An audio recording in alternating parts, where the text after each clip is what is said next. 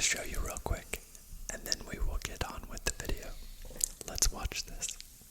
I've never met anyone who is able to wake up and journal for an hour, meditate for an hour, sauna for 20 minutes, cold plunge between sauna and that for another hour, and then be able to start their day and create something incredibly successful, right? Everyone I've met who has achieved something, there's a period of their life where it was completely unbalanced and they sacrificed a lot.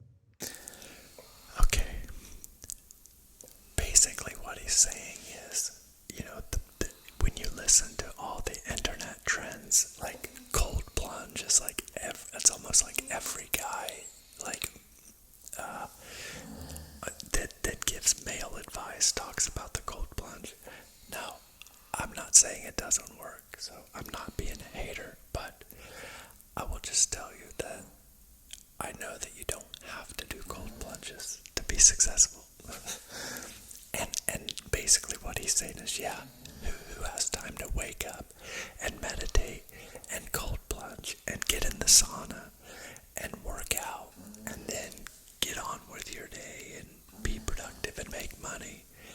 It's like you have to go through the hell of life before you get to the promised land of being able to do all of those things, to focus on yourself. I think the bottom line is that it takes massive production to make it in the world. Before we get into that, if you hear some pops outside, it's nearly the 4th of July, and I'm in America, and there's a lot of fireworks stores, and a lot of people don't just light fireworks off on the 4th of July. They do it leading up to it. But anyway, yes, I believe that in order to really truly be successful, if you're not starting off with like somebody helping you, whether it be parents, let me stop the snoring.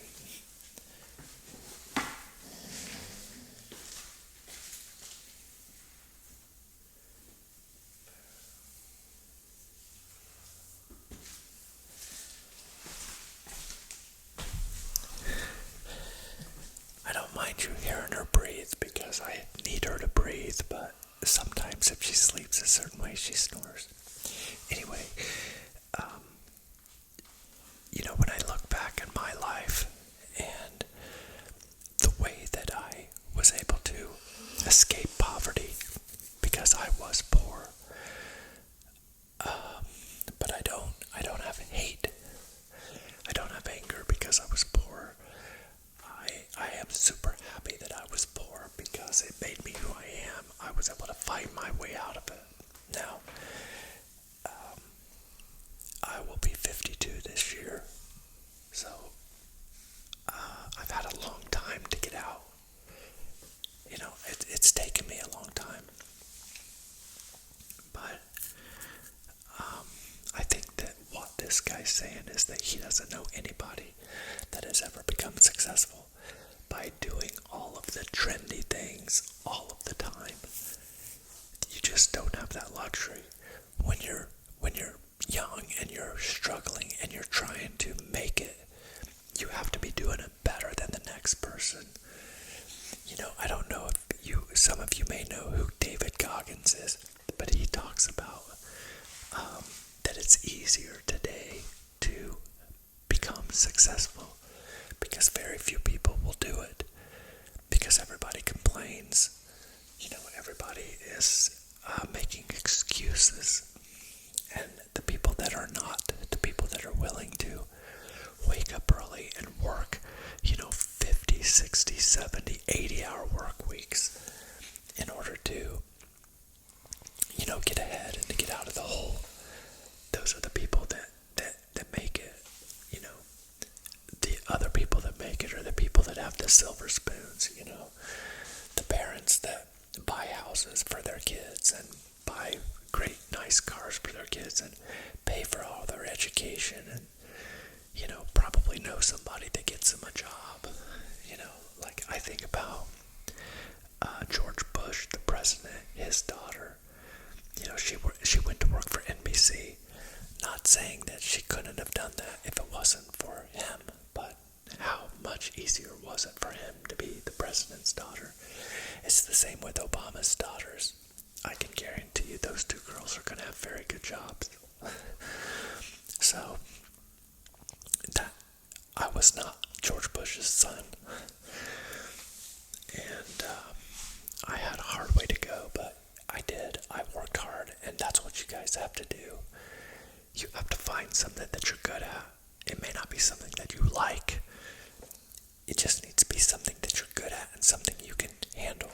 You know, that we are sold this fairy tale that you find what you love and it's not work. Well, you find what you love and it might not make you money. You've got to find something to make you money. I understand, like, some people, you know, like, some people, if you're born 6 foot or bigger, you can play basketball, you know, but you can't, if you were born 5'8", you can't make yourself 6'4". Well, you want to be born 5'8", but, you know, if you grow up and you stop getting taller at 5'8", you're not going to get any taller. So, I am 5'9", by the way. If anybody wanted to know how tall I am, that's how tall I am. But I'm not going to get any taller than 5'9". It just isn't going to happen. I'm not 6 foot. So, like, women that mandate their men be 6 foot, that wouldn't be me. But the point is, I can't be I guess I could be if I wanted to play basketball hard enough, but keep in mind, there is a capped number of NBA players. So it's not like every kid that wants to be an NBA player can make it to the NBA. It's just not possible. So, because there's not enough players. And that's why, for the bulk of us, we have to have a dose of reality. The reality is we can't all be what we want. It's just not possible. You know, if you think about the world, society as a whole, think about if we all had $1 billion. Would you want a Ferrari? I would, if we all had $1 billion, yeah, I'd get a Ferrari. There's not enough Ferraris. There's not. And think about, if we all had mansions and Ferraris, who would work at Taco Bell? You know, who would mow your yard? Who would fix your toilet when it broke? Who would put a roof on your house when it started leaking? You see, it is impossible. The system has got to be manipulated to where there will always be people to take those jobs. That's the truth.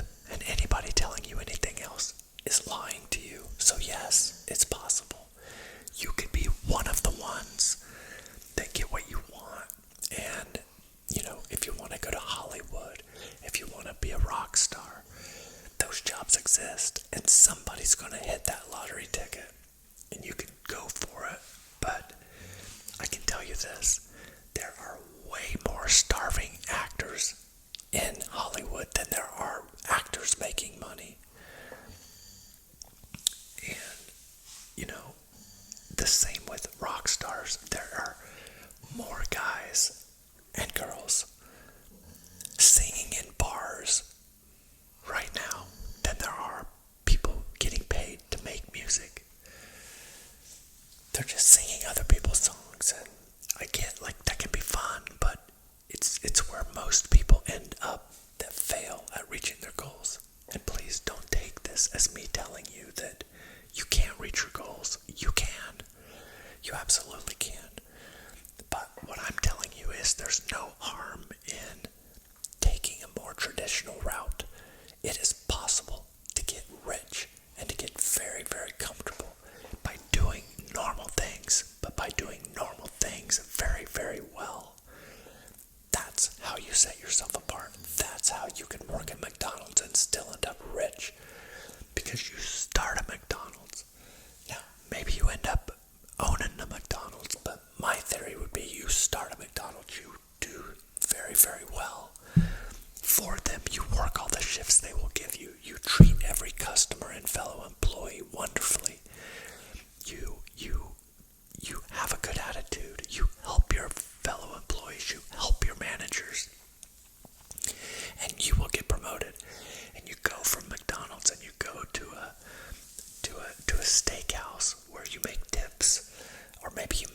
steakhouse, and then you go to some other establishment. Maybe you sell newspaper advertising or cable commercials, or I know a guy that made a fortune selling paper.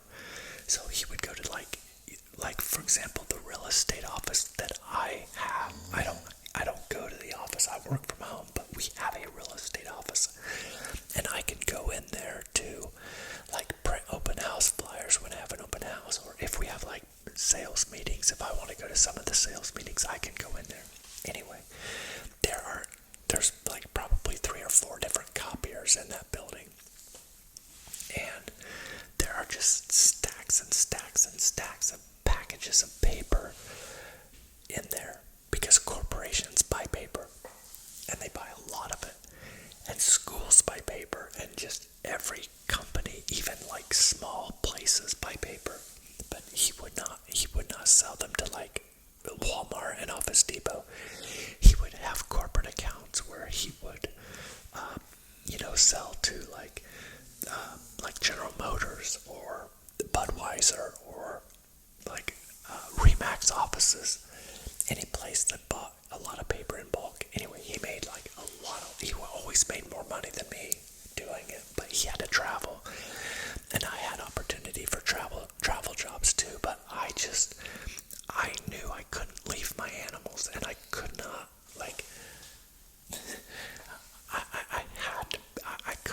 I couldn't travel because I wanted to have dogs, and I wanted to be a good dad to my dogs. So travel was never my thing, and I didn't do it. But some of those travel jobs you can make a lot of money if you're willing to travel. I know a couple other guys, like one guy would fix hail in cars. So like when hailstorms would come to a city, he would travel like with his trailer, and he would set up in like these body shops, like auto repair shops that repair like paint from car accidents. They would set up hail repair centers, and he would go there for 3 or 4 months and just make a ton of money, and then he would go on to the next storm. But he had his own company, and he had his own truck and trailer, but he was never home, and I just didn't want that like nomad style life. I'm not criticizing it. I'm just like throwing out like all sorts of ideas of how people can make money and make really good money, and you don't have to do it very, very long. So like, this is the reality that I feel that life gives you. And if everybody would just accept it, we would all be better off. Instead, everybody just wants everything for nothing. So what you have to do, you have to say this: okay, I'm going to go to school for the first 18 years. I'm going to go to elementary school and high school. Maybe if you want to be a nurse, or you want to be a school teacher, or you want to be, I don't know what else, an attorney, something that requires a college degree, then you go for that college degree. But if you don't really know what you want to be, I don't think you should be going to college, because 99% of the jobs out there don't require it.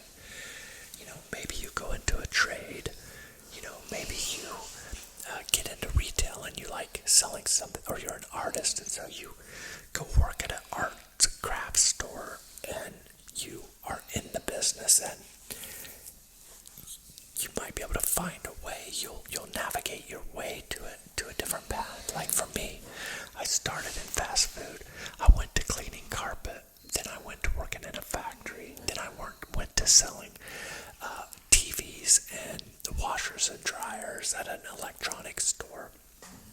Then I went to selling cars, and then I went to managing dealerships, and now I sell real estate.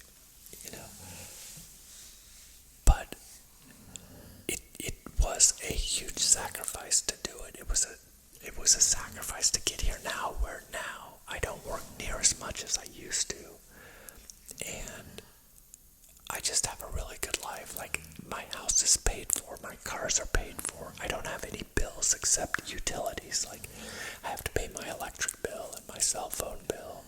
I have to pay car insurance and homeowners insurance, and I have to pay property taxes. those things will never go away. You can't make those go away. If you want electricity, you have to pay for it every month or they shut it off. If you want a cell phone, you have to pay for it every month or they shut it off.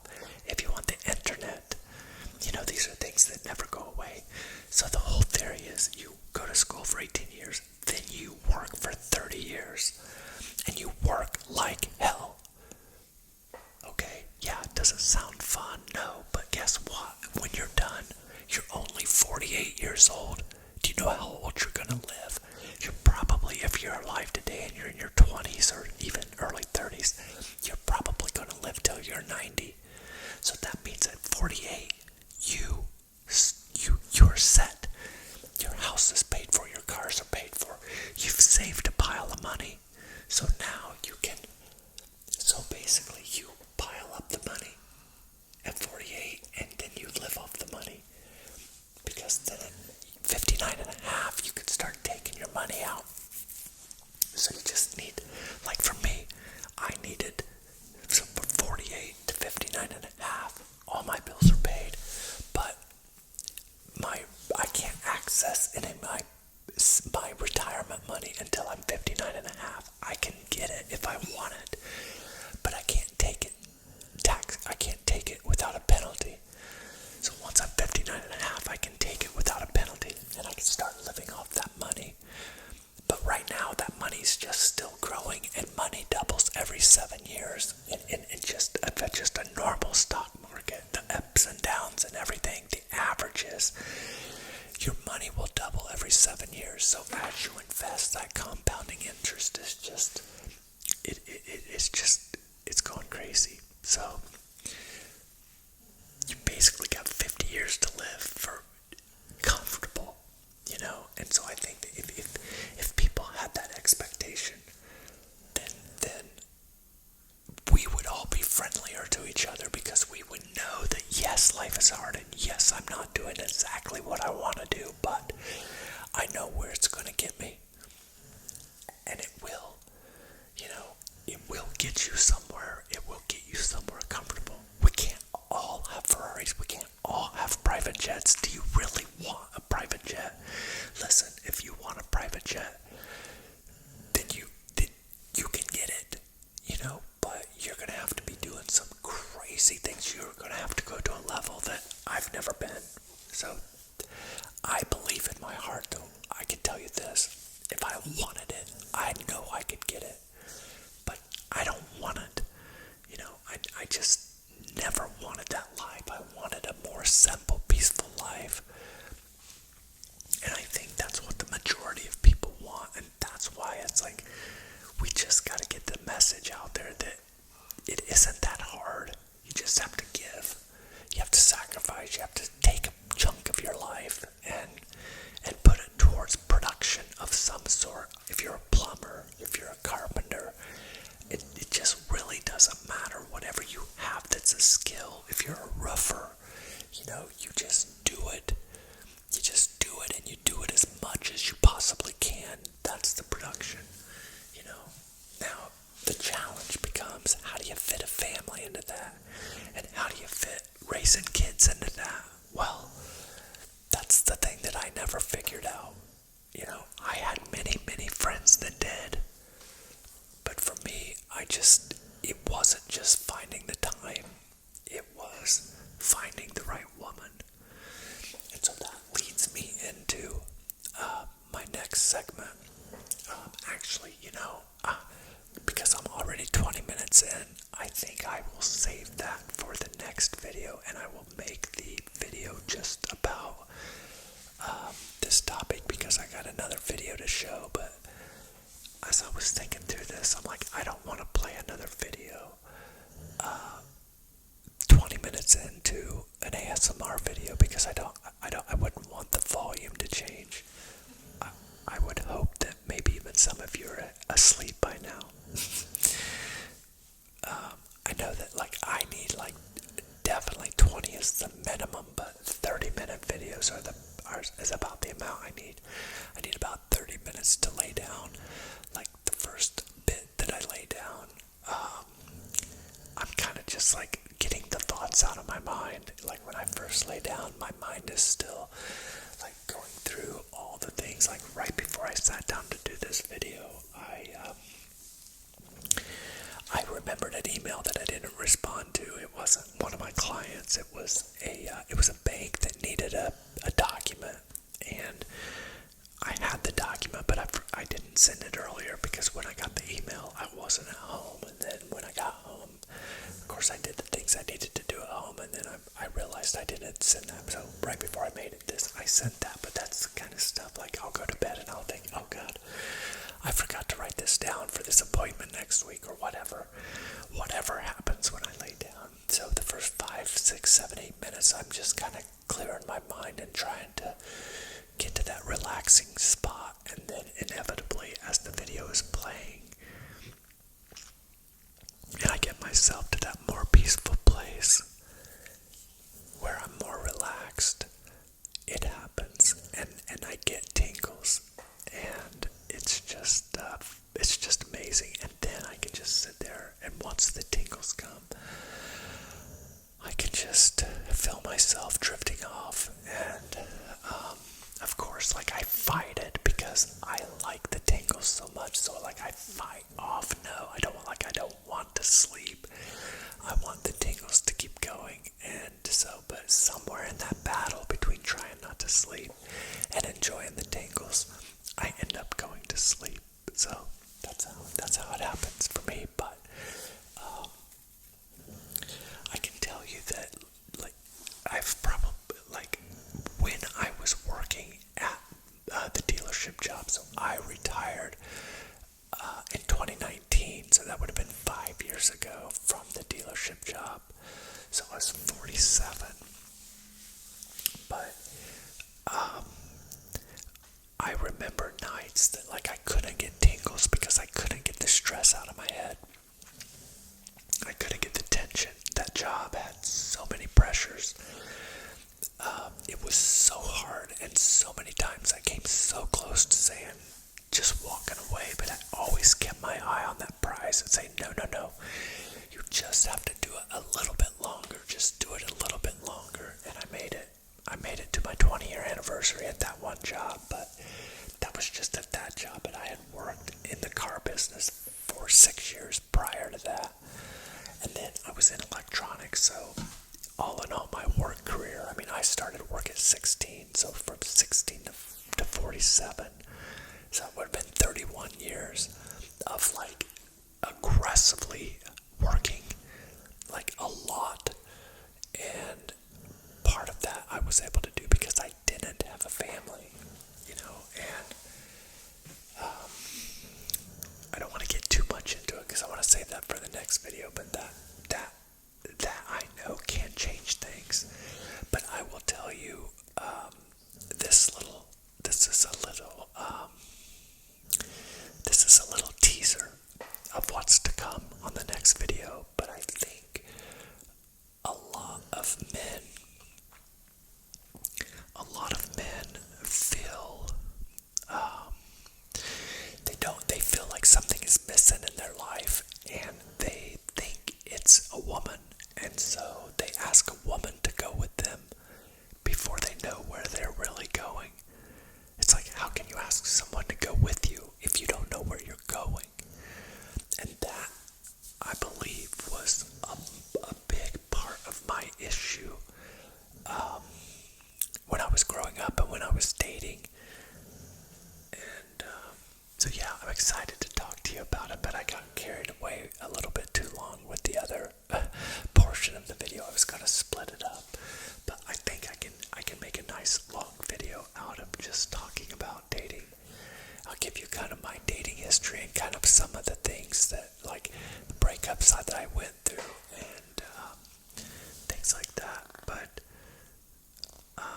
I hope that I didn't come across too preachy about working hard, but I just know that for the common man or woman, that's just what it takes. If you want to be successful, if you want to be financially free, where you're not working, till you're 75 years old, you are going to have to be doing things right.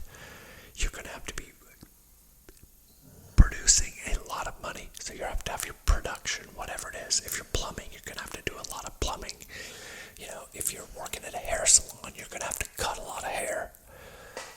You know, and you just production and doing the right things with your money. You have to invest. You cannot be spending on stupid stuff. You know, you have to be making good financial decisions. And that means putting off things. I'm trying to think of the term. There's a term and I'm drawing a blank on it, but about, you know it's going to come. You're going to get it. The things that you want, you can have. You just have to delayed gratification. That's the term. Delayed gratification. So if you practice delayed gratification, sometimes the desire goes away. You know, like for me, I did when I was super young. I wanted a Ferrari, but it went away. Now it switched to a Lamborghini for a little bit until like I thought my way through it. I fought that decision because I know that it would be fun for a day. You know, I heard one time a guy, he had bought a pool table and he like loved going to the bars and playing pool. And when he finally put a pool table in his house, he like played it every night, every day. But like 3 or 4 months later, they were just using it to fold laundry on because he just got tired of it. You know, he thought that's really, really what he wanted. But then he got it and it was like, now it's taking up space. It's just in the way. And if you think about it, yeah, pool is fun, but do you really have a room you can dedicate to the big giant table and just that? I mean, I don't know. For me, I just don't have enough satisfaction. I don't get enough satisfaction. Like when I moved into this house, it had a swimming pool, and I kept the pool going for like 2 years, but it was so much damn work and I just, at the time, I was working like 75, 80 hours a week, and I just never had time to use it. And so the time that I was home, I was just cleaning it. And I was always worried about maybe my dogs drowning while I was at work. And I just didn't, it's the pain-pleasure principle. It caused me more pain than pleasure. Yes, I got some pleasure out of it, but it caused me way more pain than pleasure. The other part of that is I live in Indiana, and really, like, you have, like, maybe the end of May to, like, October. So May, June, July, August, September, October. 6 months. 6 months a year you can swim, and the other 6 months it's got a cover over it. It's just dumb. It's dumb to have a pool in Indiana. If I lived in Florida, maybe if I could use it all year round, maybe it would be worth it, but not here. It's just not worth it. So I took it out, and if you've seen some of my other videos with the fire pit that's out there. Speaking of fire pit, another one of my upcoming videos is that video with the eclipse, and I know that a couple of you have mentioned wanting to see it. But it is coming up. I've got it made, but I've got it made with somebody else's mouth sounds. So maybe, I know, let's see which one of you guys make it to the end. I'll leave this trivia question for you. Should I make the eclipse video, give you the eclipse video with me whispering over the video footage, or do you want to hear this other ASMR artist's mouth sounds playing? And I made an hour-long mouth sounds video. So what I do is I take that eclipse footage, and it's like 20 minutes long. So 20, 40, 60. I have three. I just made it 3 times. So during the hour, you would watch the same video 3 different times. But the theory is you would have an hour-long's worth of these, like, super intense mouth sounds, and they're mouth sounds that, like, I get tingles to. So what I did is I took this video and I just have a little audio clip of the section that gives me the most tingles, and I just replicate it for an hour. So I thought about, like, I would do an introduction. Like, I wouldn't just play the video and give it to you. I would do like an initial introduction and say, hey, here I am. And then I would say, this is a video of me filming the total solar eclipse that we had here back in April. I think it was April. Yeah, it was April. Maybe it was March, but I know that it was recently warm out, so I think it was April. But it's just a cool video because it's during the day. You see me out there during the day, you see the bright sun, and then like you see it go dark, and my solar lights come on out there. It was a freaky thing to live through, but it was the first time that I've been here that we lived through what's called the path of totality. So if you look that up, path of totality, that's what it was. But anyway, what's your opinion? Do you want an hour-long mouth sounds, or do you want me to just whisper over the footage and talk about it? Let's see what the vote is. If anybody made it to the end, because it's 32 minutes in before I gave the instructions. So I'll end it with that. I do appreciate you watching.